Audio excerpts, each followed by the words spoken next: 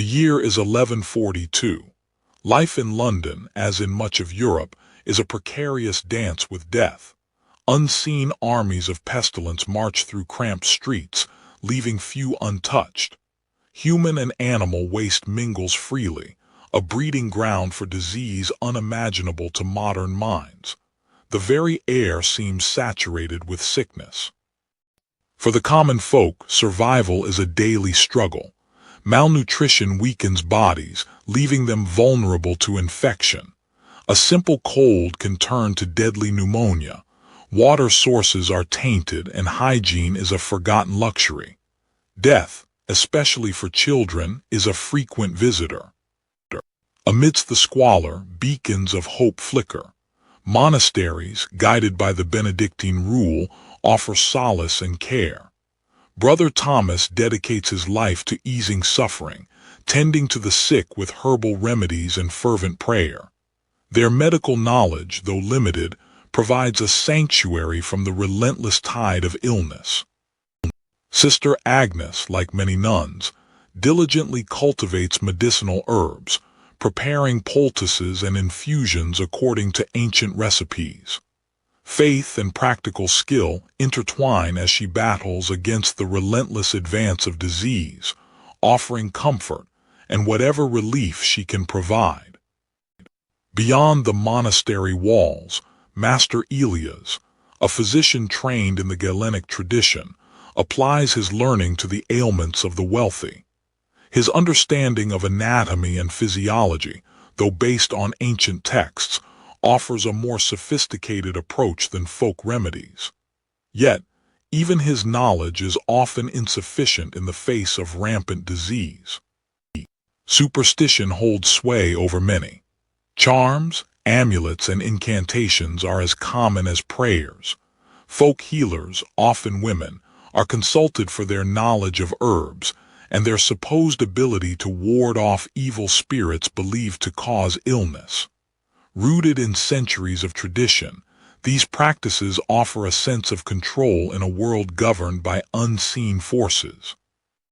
Even among the nobility, sickness is no stranger. Lady Eleanor, having witnessed the ravages of disease firsthand, resolves to improve the health of her people.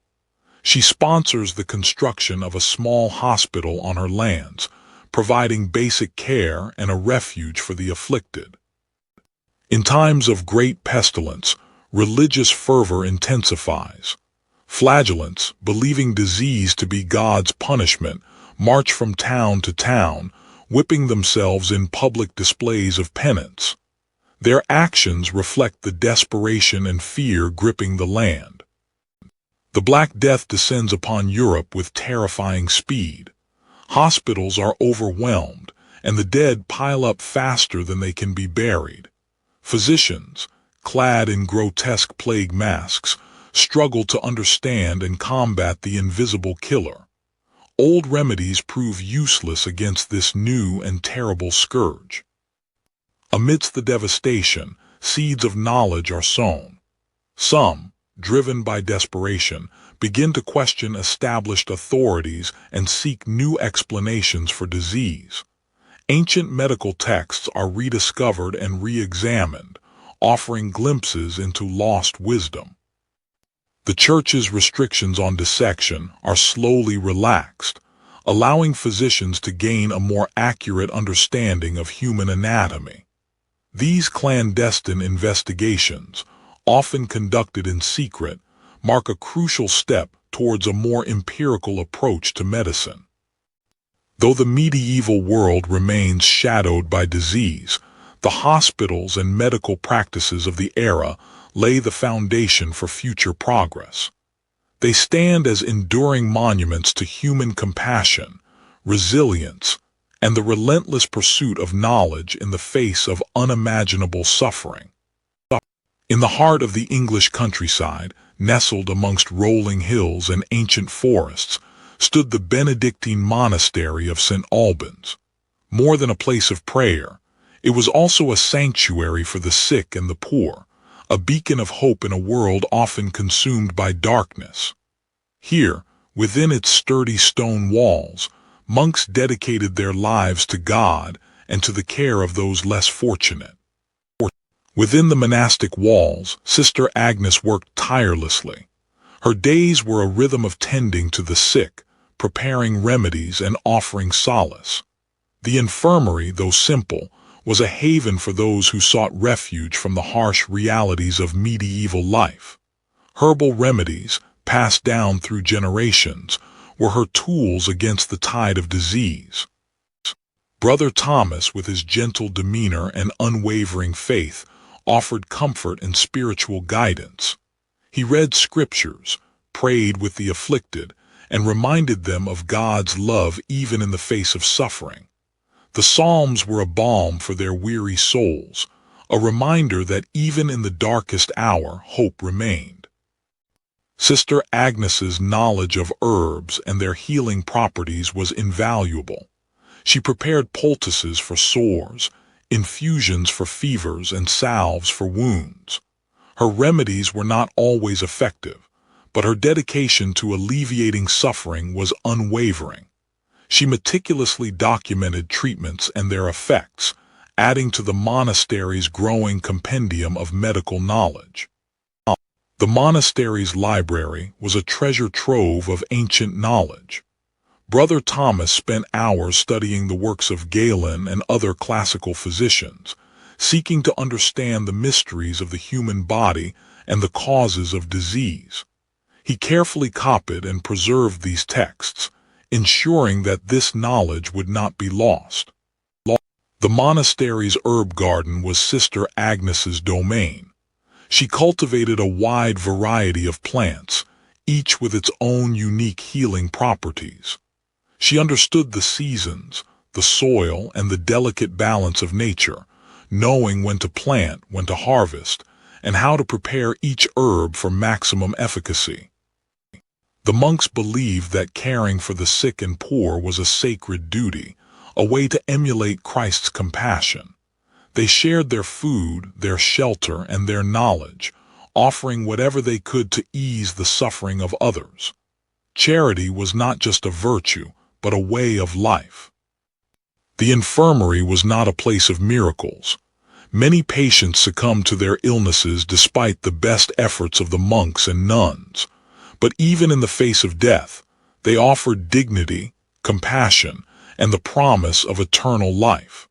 Their work was a testament to the enduring power of faith and the boundless capacity of the human heart. Death was a constant presence in the medieval world, and the monastery was often the final destination for the sick and dying. Brother Thomas offered spiritual solace to the bereaved, reminding them of the promise of resurrection and the hope of reunion in the afterlife. Despite the challenges, Sister Agnes remained dedicated to her calling. She knew that her efforts, however small, made a difference in the lives of those she served. She found meaning in her work, a sense of purpose that transcended the hardships and sacrifices of monastic life. The monastic hospital was more than just a place of healing. It was a testament to the enduring power of faith, charity, and the human spirit. It was a sanctuary of hope in a world often defined by suffering and despair. The dedication of Brother Thomas and Sister Agnes exemplified the core values of monastic life. For centuries, monastic hospitals like these served as beacons of compassion, offering care, comfort, and hope to the sick and the poor. While their medical knowledge was limited, their commitment to charity and their unwavering faith laid the foundation for future advancements in health care and the development of modern hospitals. Master Elias, a physician trained in the ancient traditions of Galen, dedicated his life to understanding the workings of the human body. His knowledge, gleaned from Greek and Roman texts, was a beacon of reason in a world often shrouded in superstition and fear. Central to Elias' understanding of medicine was the theory of the four humors. Health, he believed, was maintained by the balance of these humors within the body. Illness arose when this equilibrium was disrupted.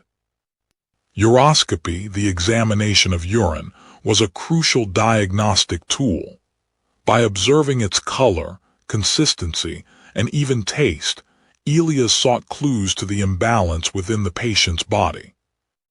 Bloodletting, a common practice, was employed to rid the body of excess humors, particularly blood. Elias carefully assessed the patient's condition before determining the appropriate amount to be drawn. Herbal remedies were a mainstay of Elias' practice. He possessed a vast knowledge of plants and their medicinal properties, carefully preparing potions, salves, and poultices to treat a variety of ailments. While Master Elias relied on Galenic principles, Brother Thomas, within the monastery walls, continued the tradition of herbal healing and prayer, offering solace and care to the sick and needy. Sister Agnes, with her skilled hands and compassionate heart, meticulously tended to the wounded and infirm, using a combination of traditional remedies and nascent medical knowledge. Elias frequently encountered resistance from those who preferred traditional folk remedies and superstitious beliefs. Convincing them of the efficacy of his methods was often a daunting task. Lady Eleanor, recognizing the limitations of available medical care, sought Elias' counsel in establishing a hospital on her lands, hoping to bring more effective treatment to her people. Whenever permitted, Elias sought to deepen his understanding of anatomy through dissection, a practice often frowned upon by the church but crucial for advancing medical knowledge. Observation was key, and he encouraged his students to use their eyes and minds to learn. Elias meticulously recorded his observations and treatments, recognizing the importance of documenting his experiences for future generations of physicians. He hoped his work would contribute to a better understanding of disease and its cure. Though their approaches differed, both Master Elias and Brother Thomas shared a common goal: to alleviate suffering and heal the sick. Their efforts, along with those of others dedicated to the art of medicine, laid the foundation for future advancements in the treatment of disease. Lady Eleanor, moved by her own bouts of illness and the suffering she witnessed among her people, resolved to establish a hospital on her lands. Her motivation stemmed from a deep sense of Christian duty and a desire to provide a haven for the sick and impoverished, reflecting the era's growing social consciousness. The construction of the hospital was a significant undertaking, requiring considerable financial investment. Lady Eleanor allocated a portion of her estate's income, supplemented by donations from other wealthy landowners and merchants who saw the value in providing care for the less fortunate. These acts of philanthropy were crucial in sustaining these early medical institutions. Staffing the hospital presented its own challenges. Monks and nuns, like Brother Thomas, often provided the initial core of caregivers, drawing upon their knowledge of herbal remedies and their commitment to charitable service.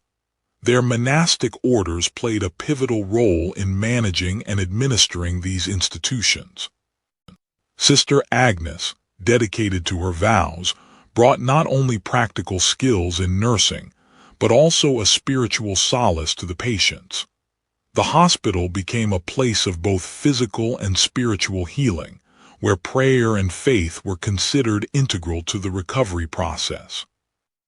Master Elias, representing the emerging class of trained physicians, would occasionally visit the hospital, offering his expertise and guidance.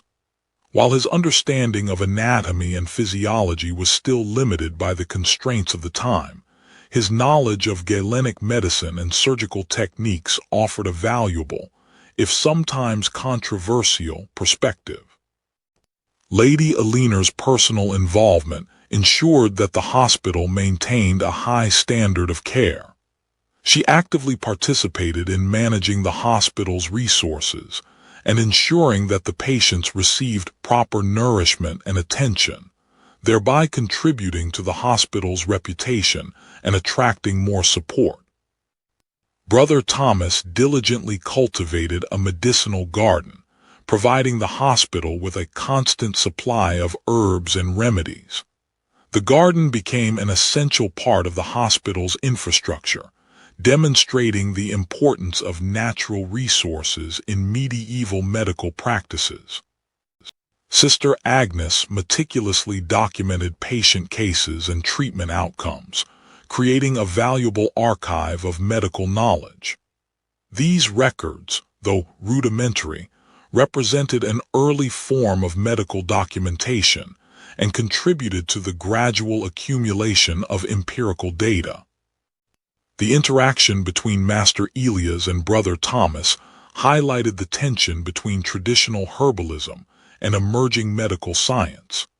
While Master Elias advocated for Galenic principles, Brother Thomas relied on his long-standing experience with natural remedies. These differing perspectives often led to lively debates and a gradual integration of knowledge. Lady Eleanor actively sought to expand the hospital's resources, appealing to the local community for donations and support. She understood that the hospital's long-term viability depended on the collective effort of the society, reflecting the interdependence between the institution and its community. Amidst the emerging focus on formalized medicine, the spiritual aspect of healing remained paramount. Brother Thomas's unwavering faith provided comfort and solace to patients, underscoring the enduring role of religion in medieval healthcare. Even with all the emerging medical practices, sometimes all they had was hope and prayer.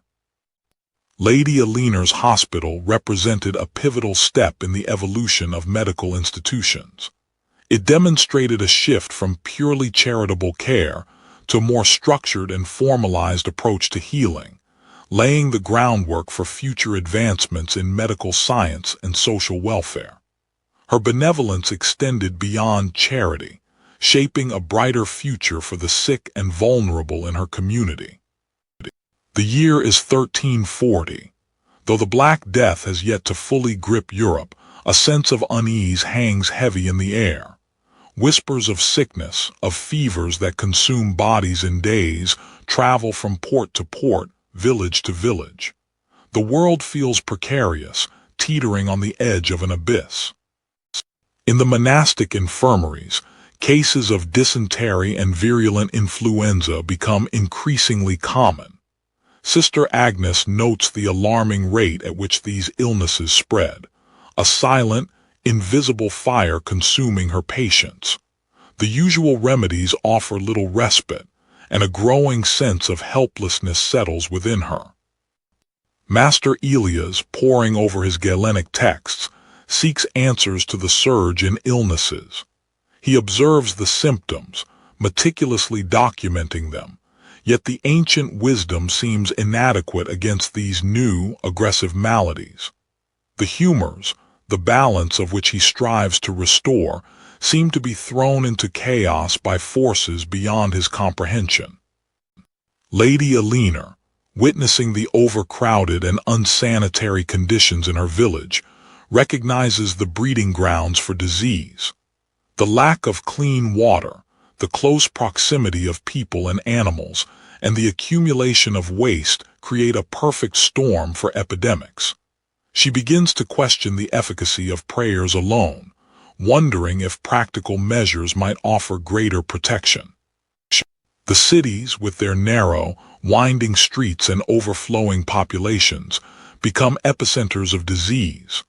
Waste flows freely, contaminating water sources and attracting vermin.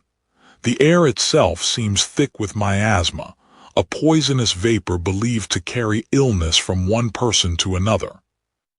As sickness spreads, fear grips the hearts of the people. Unable to comprehend the true nature of contagion, they turn to superstition and religious fervor. Processions wind through the streets, chanting prayers and seeking divine intervention. Blame is cast upon sinners, outsiders, and even the alignment of the stars.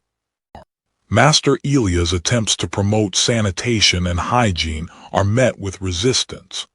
The villagers, steeped in tradition, distrust his book learning and prefer the familiar comforts of folk remedies and charms. He struggles to bridge the gap between scientific understanding and popular belief. Driven by a desire to alleviate suffering, Sister Agnes delves deeper into the ancient texts, seeking any glimmer of understanding that might help her combat the rising tide of illness. She experiments with different herbal combinations, cautiously observing their effects on her patients.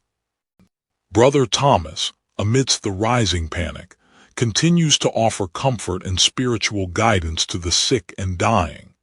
He understands the limits of earthly medicine, but believes in the power of prayer and the importance of easing suffering in the face of death.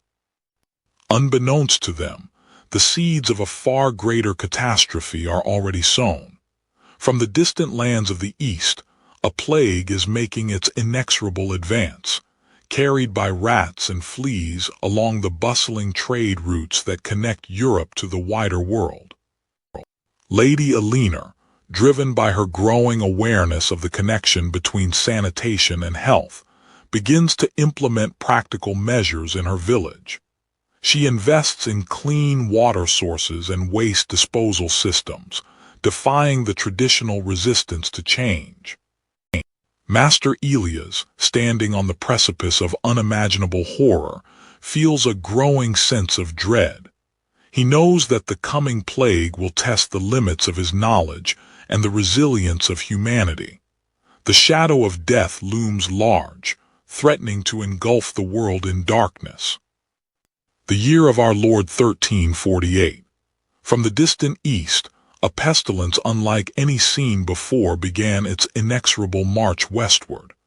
Carried on the backs of rats and spread through the close confines of human habitation, the Black Death descended upon Europe like a vengeful angel. In the monastery of St. Albans, Brother Thomas witnessed the first signs of the plague. A villager, displaying grotesque buboes and racked with fever, was brought to the infirmary. Brother Thomas, though devoted to his calling, felt a chilling fear creep into his heart. Sister Agnes, despite her fear, worked tirelessly. She cleaned wounds, administered herbal remedies, and offered what comfort she could to the suffering. But the numbers grew, and the infirmary was soon overwhelmed. In the city of Paris, Master Elias struggled to understand the disease. His Galenic texts offered little guidance against such a swift and merciless killer. Bloodletting, purging, and the application of leeches proved useless against the relentless tide of death. Panic gripped the population. As the death toll mounted, social order began to break down. People fled their homes, abandoning their families and possessions in a desperate attempt to escape the pestilence. The streets became littered with corpses, and the air grew thick with the stench of death. Lady Eleanor's hospital, once a beacon of hope, was now a scene of unimaginable suffering. Despite her best efforts, she could do little to stem the tide of the plague. The hospital's resources were quickly depleted, and despair settled upon all within its walls. Desperate measures were employed. Physicians, clad in bizarre costumes designed to ward off the plague, prescribed bizarre remedies, potions of crushed emeralds, the burning of incense, and the application of live chickens to the buboes. None proved effective. Religious fervor reached a fever pitch. Flagellants roamed the countryside, whipping themselves in public displays of penance, believing that God had sent the plague as punishment for humanity's sins. Others turned to superstition and magic, seeking protection from amulets and spells. At St. Albans, Brother Thomas, weakened by exhaustion and grief, succumbed to the plague himself. His last act was to offer a prayer for the souls of the departed and for the deliverance of humanity from this terrible scourge. Sister Agnes, miraculously spared, continued her work, tending to the few remaining patients. The once vibrant monastery was now a shadow of its former self, a testament to the devastation wrought by the Black Death. Master Elias, having witnessed the futility of his traditional methods, began to question the established medical wisdom. He resolved to seek new knowledge, to observe and dissect, to learn from the horrors of the plague, and to seek a better understanding of the human body. Lady Eleanor, though heartbroken by the loss of so many lives, vowed to rebuild her hospital, to create a place of healing and hope for the future. The Black Death had exposed the limitations of medieval medicine, but it had also sparked a desire for knowledge and a determination to alleviate human suffering. The weight of unending death pressed upon Brother Thomas. The monastery, once a sanctuary, was now a charnel house. Each day brought more bodies, more weeping, more unanswered prayers. He questioned everything he thought he knew. Sister Agnes, amidst the overflowing sick ward, fought despair with action. Traditional remedies seemed useless against this swift killer. She began meticulously documenting symptoms, searching for any pattern, any clue in the chaos. Master Elias, confronted by the sheer scale of the plague, found his Galenic knowledge wanting. Bloodletting and humors seemed futile against the relentless fever and the grotesque buboes. He started to doubt the ancient texts, whispering questions to himself in the dead of night. Lady Eleanor surveyed her decimated lands. The hospital she had founded was overwhelmed, its purpose dwarfed by the scale of the disaster. She began to fund research, offering rewards for any physician who could offer insight or a cure. Master Elias, emboldened by his observations, challenged the established doctrines at the university. He proposed new theories about contagion, theories dismissed as heresy by those clinging to the old ways. Brother Thomas, finding solace in scholarship, began to document the plague's effects, not just on the body but on the soul. He meticulously copied ancient texts, adding his own hard-won observations, a chronicle of despair and tentative hope. Sister Agnes, driven by a fierce determination to find answers, experimented with new herbal combinations, meticulously recording their effects. She defied tradition, driven by the desperate need to find something that worked, something that offered even a glimmer of hope. The plague fueled religious fervor and fear. Flagellants roamed the land, whipping themselves in penance, believing that God's wrath was the cause. Some saw the plague as divine punishment, rejecting earthly solutions. Master Elias, driven by a thirst for knowledge, risked excommunication by performing clandestine dissections. He sought to understand the plague's effects on the internal organs, defying the Church's taboo against violating the dead. Lady Eleanor, learning from the devastation, implemented strict sanitation measures on her lands. She enforced quarantines, isolating the sick to prevent further spread, a pragmatic approach born of bitter experience. Even in the face of overwhelming loss, Brother Thomas continued to offer solace to the dying. He questioned his faith, but his commitment to caring for the sick remained unshaken, a beacon of humanity in the darkness. Years after the Black Death had subsided, Sister Agnes continued her research. Her meticulous notes, compiled amidst the chaos and despair, laid the groundwork for future generations of healers, a testament to the enduring power of observation and the human spirit's relentless quest for knowledge. In the hallowed halls of Bologna's medical school, Master Elias defied convention. Dissection, though grudgingly permitted, remained a realm shrouded in superstition. Yet with each incision he sought not to violate, but to understand the divine architecture of the human form. Within the quiet scriptorium, Brother Thomas labored not only to heal the sick, but to preserve the wisdom of the ancients. Galen's texts, painstakingly copied and illuminated, offered a glimpse into a world where reason and observation held sway, a world he hoped to revive within the monastery walls. Sister Agnes, though bound by vows of obedience, possessed an insatiable curiosity. Her garden was her laboratory, each herb a subject of careful observation. She sought to understand not just the remedies passed down through generations, but also the underlying principles that govern their efficacy. Master Elias found himself battling not only disease, but also deeply ingrained beliefs. His attempts to introduce concepts of hygiene and contagion were often met with suspicion and resistance, the weight of tradition proving a formidable obstacle. Lady Eleanor, driven by a desire to improve the lives of her people, embraced the new learning with fervor.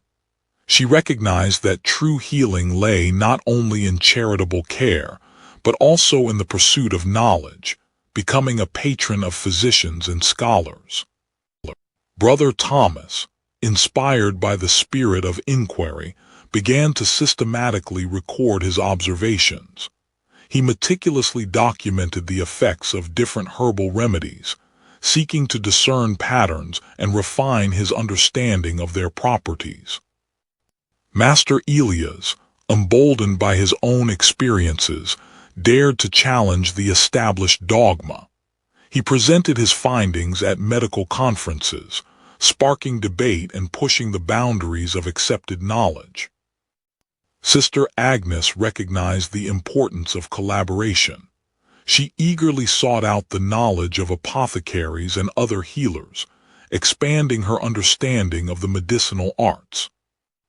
The rediscovery of classical texts from the Islamic world ignited a new wave of medical inquiry. Scholars painstakingly translated Arabic commentaries on Galen and Hippocrates, uncovering lost knowledge and expanding the horizons of medieval medicine. Master Elias, now a respected teacher, imparted his knowledge to a new generation of physicians. He emphasized the importance of observation, dissection, and critical thinking, shaping the future of medical practice. Lady Eleanor, ever the pragmatist, ensured that her hospital remained at the forefront of medical innovation. She insisted on the integration of new knowledge into patient care, fostering a culture of continuous improvement. As the sun set on the medieval world, the seeds of scientific inquiry had been sown. Though superstition and tradition still held sway, the relentless pursuit of knowledge had begun to transform the landscape of medicine, promising a brighter future for generations to come. Years after the Black Death had ravaged Europe, life slowly began to rebuild. The monastic hospitals, though scarred by the immense loss, adapted. The understanding of hygiene, driven by the stark reality of the plague's swift spread, began to take root. Sister Agnes, her hands bearing the marks of countless hours spent preparing remedies, instilled a new discipline in the hospital's practices. Cleanliness, once a secondary concern, now became paramount. New regulations dictated the frequent washing of linens and the sterilization of instruments. Master Elias, still grappling with the limitations of Galenic medicine exposed by the plague, sought knowledge from new sources. Arabic medical texts, long overlooked, offered fresh perspectives on anatomy, pharmacology, and the nature of disease. Lady Eleanor, deeply affected by the loss of life in her community, championed the construction of isolation wards. These structures, designed to separate the infected from the healthy, represented a nascent understanding of contagion. Brother Thomas, armed with newfound knowledge, traveled to local villages, educating people about the importance of clean water and basic sanitation. He emphasized the connection between personal hygiene and the prevention of disease. Sister Agnes, recognizing the value of empirical observation, initiated a hospital registry. In this record, she meticulously documented patient symptoms, treatments administered, and their outcomes, laying the groundwork for future medical analysis. Master Elias, embracing a more hands-on approach to medical education, began conducting clinical observations with his students. He emphasized the importance of direct examination and careful diagnosis, moving away from purely theoretical instruction. Lady Alina, recognizing the ongoing need for resources, tirelessly advocated for the hospital's financial stability. She appealed to the community's sense of shared responsibility, emphasizing the hospital's vital role in safeguarding public health. Brother Thomas continued to provide spiritual solace, reminding patients that healing encompassed both the body and the soul.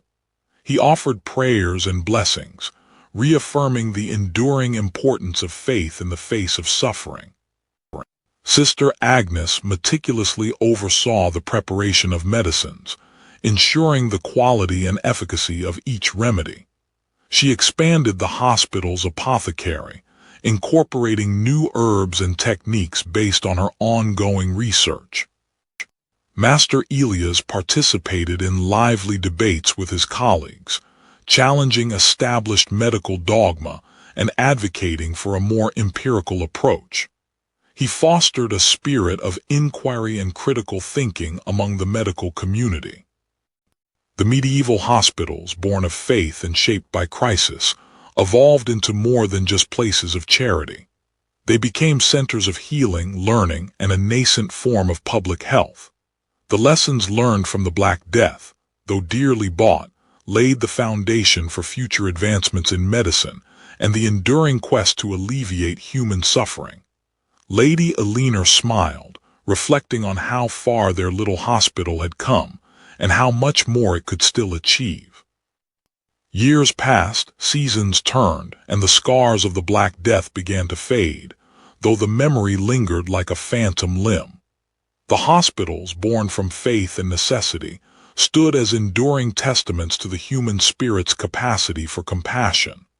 Though rudimentary by modern standards, these medieval institutions had laid a foundation, brick by painstaking brick, for the future of healthcare. The monastic hospitals, initially conceived as acts of charity, slowly evolved.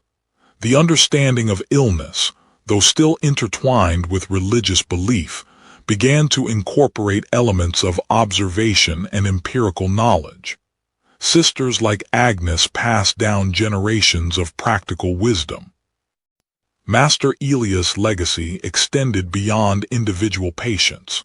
The medical schools, nurtured by a renewed interest in classical texts and a burgeoning spirit of inquiry, became centers for the transmission and advancement of medical knowledge. Dissections, though still controversial, offered glimpses into the intricate workings of the human body. Lady Alina's vision, replicated by other benevolent nobles, helped to establish hospitals as essential components of civic life. These institutions provided care for the sick and acted as a safety net for the most vulnerable members of society. The concept of quarantine, crude as it was, began to take hold. Isolation wards were established to separate the afflicted from the healthy, a desperate measure to contain the spread of disease. It was a precursor to modern infection control. The apothecaries, often working in close collaboration with physicians, played a vital role in the preparation and distribution of medicines. Their knowledge of herbs and their properties was a crucial component of medieval medical care. The preservation and translation of classical medical texts, particularly those of Galen and Hippocrates, provided a foundation for medical study. Though often misinterpreted or applied incorrectly, these texts served as a starting point for future advancements. Monasteries continued to serve as centers of learning, preserving and disseminating medical knowledge through the painstaking task of copying manuscripts. These efforts ensured that ancient wisdom was not lost to future generations. Surgery, though often crude and dangerous, was sometimes the only option for treating certain conditions. Surgeons, often barber surgeons, developed skills in wound care, amputation, and other procedures. Their instruments, though primitive, represented early attempts to intervene in the course of disease. The slow acceptance of dissection as a tool for medical education marked a turning point in the understanding of human anatomy. By directly observing the structure of the body, physicians began to challenge long-held beliefs and develop a more accurate understanding of its workings. The enduring legacy of medieval hospitals lies not only in their role as providers of care, but also in their embodiment of compassion and charity. They served as a reminder that even in the darkest of times, the human spirit could find ways to alleviate suffering and offer hope. From humble beginnings in monastic cloisters and charitable foundations, the seeds of modern healthcare were sown. The medieval hospitals, though rudimentary in their methods, laid the groundwork for the sophisticated medical institutions that exist today. They stand as a testament to the enduring human quest to understand and heal the body, a quest driven by compassion, scientific inquiry, and an unwavering belief in the power of hope.